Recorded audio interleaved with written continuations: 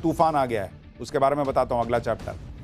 कि चेयरमैन का इस्तीफा, निवेशकों के 1 लाख करोड़ डूबे, सबसे बड़े प्राइवेट बैंक एचडीएफसी में भूचाल क्यों आए, 2 साल से एचडीएफसी में ऐसा क्या हो रहा था कि चेयरमैन ने इस्तीफा दे दिया, बैंक में आपका पैसा तो सुरक्षित है ना, सब अब इसके बारे में बताता हूं। देखिए, ईरान अमेरिका युद्ध के बीच शेयर मार्केट पहले ही गोते लगा रहा था। इस बीच देश के सबसे बड़े प्राइवेट बैंक में ऐसी उथल पुथल मची कि सबकी धड़कनें तेज हो गई। यह तब हुआ जब एचडीएफसी बैंक के पार्ट टाइम चेयरमैन अतनु चक्रवर्ती ने इस्तीफा दे दिया। अतनु चक्रवर्ती ने इस्तीफा देने के जो कारण बताए वो बहुत चौंकाने वाले हैं। अतनु चक्रवर्ती के इस्तीफे की जानकारी जब स्टॉक एक्सचेंज को दी गई तो एचडीएफसी बैंक के शेयर बुरी तरह गिर गए। अतनु चक्रवर्ती के इस्तीफे से ऐसा माहौल बना कि आरबीआई को बीच में आना पड़ा। आरबीआई ने एक दिन में ही एचडीएफसी बैंक के नए चेयरमैन की भी घोषणा कर दी। नए चेयरमैन ने आते ही अतनु चक्रवर्ती के इस्तीफे पर कई बड़े खुलासे किए। अब सवाल है कि 2 साल से ऐसा क्या हो रहा था कि एचडीएफसी बैंक के सबसे बड़े अधिकारी ने इस्तीफा दे दिया। क्या 2 साल से बैंक में कोई गड़बड़ी चल रही थी, क्या लोग पूछ रहे हैं। इस्तीफे की कोई दूसरी वजह तो नहीं है। क्या बैंक में आपका पैसा सुरक्षित है या नहीं है, आज इस सब के बारे में आपको बताने जा रहा हूं। लेकिन पहले समझ लीजिए कि एचडीएफसी बैंक में ऐसा क्या हो रहा था जिसकी वजह से यह भूचाल आया। बैंक के चेयरमैन अतनु चक्रवर्ती ने इस्तीफा देने का साफ कारण नहीं बताया।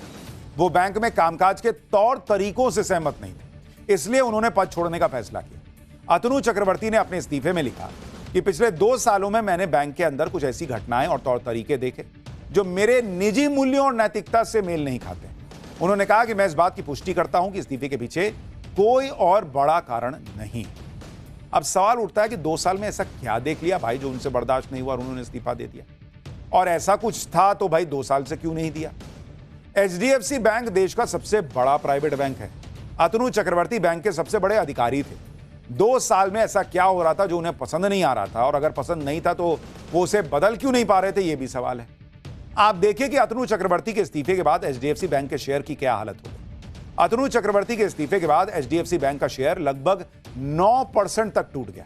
बैंक के शेयर में इस गिरावट की वजह से निवेशकों का करीब 1 लाख करोड़ रुपया डूब गया। चेयरमैन के इस्तीफे से एचडीएफसी बैंक में सब हिल गए। उससे जुड़े लोगों में हड़कंप मच गया। बैंक में जिनका पैसा है उनमें खलबली मच गई, क्योंकि चेयरमैन का अचानक इस्तीफा देना एचडीएफसी के लिए बहुत बड़ा झटका है। अतनु चक्रवर्ती 1985 बैंक बैच के गुजरात कैडर के रिटायर्ड आईएएस अधिकारी।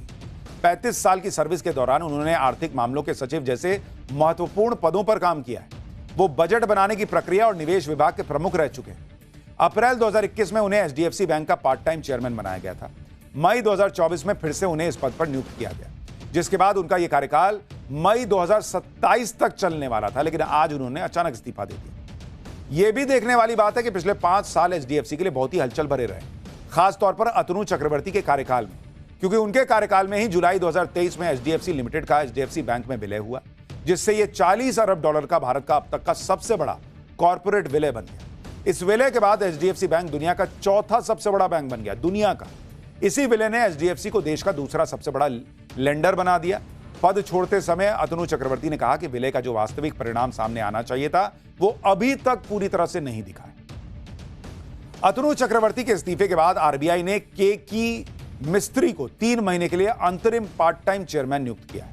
केकी मिस्त्री पहले से ही बैंक के उपाध्यक्ष और सीईओ पद पर कायम है। केकी मिस्त्री ने पद संभालने के बाद अतनु चक्रवर्ती के इस्तीफे पर खुलकर बात की। एक कॉन्फ्रेंस कॉल में उन्होंने कहा कि अगर अतनु चक्रवर्ती के सिद्धांतों के हिसाब से चीजें नहीं थी तो उन्हें अंतरिम चेयरमैन की भूमिका स्वीकार ही नहीं करनी चाहिए।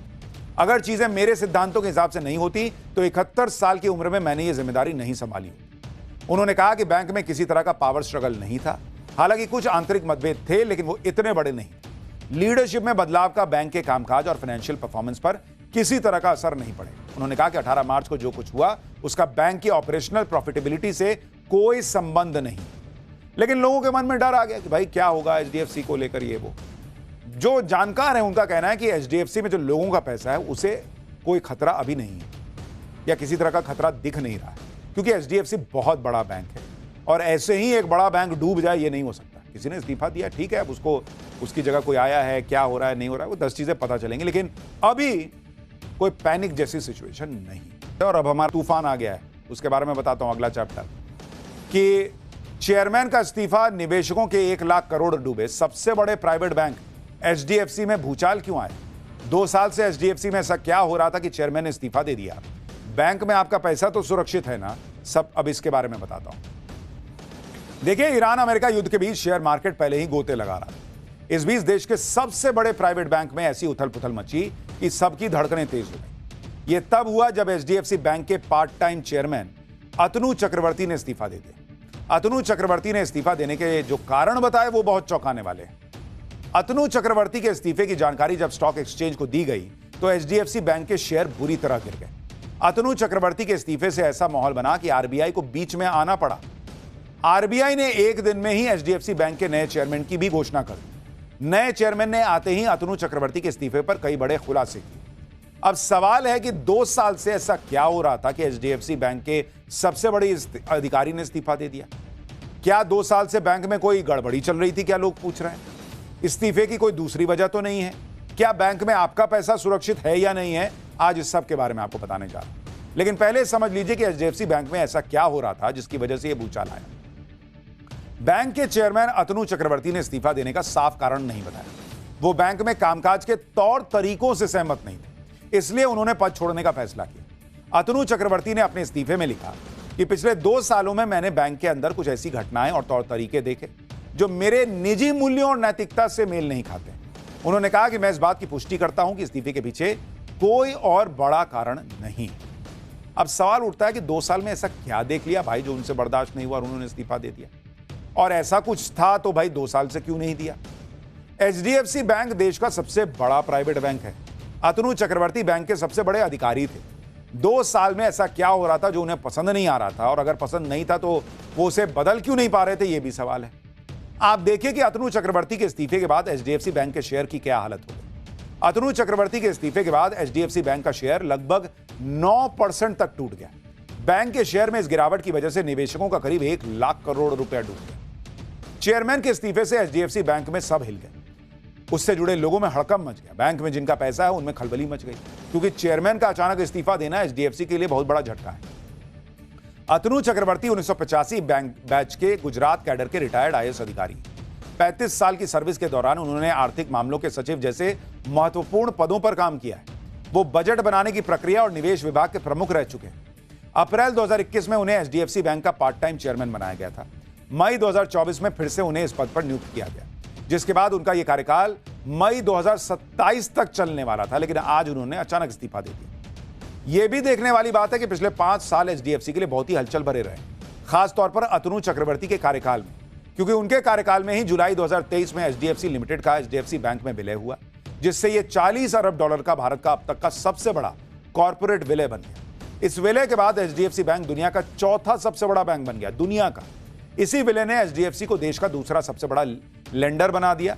पद छोड़ते समय अतनु चक्रवर्ती ने कहा कि विलय का जो वास्तविक परिणाम सामने आना चाहिए था वो अभी तक पूरी तरह से नहीं दिखा है। अतनु चक्रवर्ती के इस्तीफे के बाद आरबीआई ने केकी मिस्त्री को 3 महीने के लिए अंतरिम पार्ट टाइम चेयरमैन नियुक्त किया है। केकी मिस्त्री पहले से ही बैंक के उपाध्यक्ष और सीईओ पद पर कायम है। केकी मिस्त्री ने पद संभालने के बाद अतनु चक्रवर्ती के इस्तीफे पर खुलकर बात की। एक कॉन्फ्रेंस कॉल में उन्होंने कहा कि अगर अतनु चक्रवर्ती के सिद्धांतों के हिसाब से चीजें नहीं थी तो उन्हें अंतरिम चेयरमैन की भूमिका स्वीकार ही नहीं करनी चाहिए। अगर चीजें मेरे सिद्धांतों के हिसाब से नहीं होती तो 71 साल की उम्र में मैंने ये जिम्मेदारी नहीं संभाली होती। उन्होंने कहा कि बैंक में किसी तरह का पावर स्ट्रगल नहीं था। हालांकि कुछ आंतरिक मतभेद थे, लेकिन वो इतने बड़े नहीं।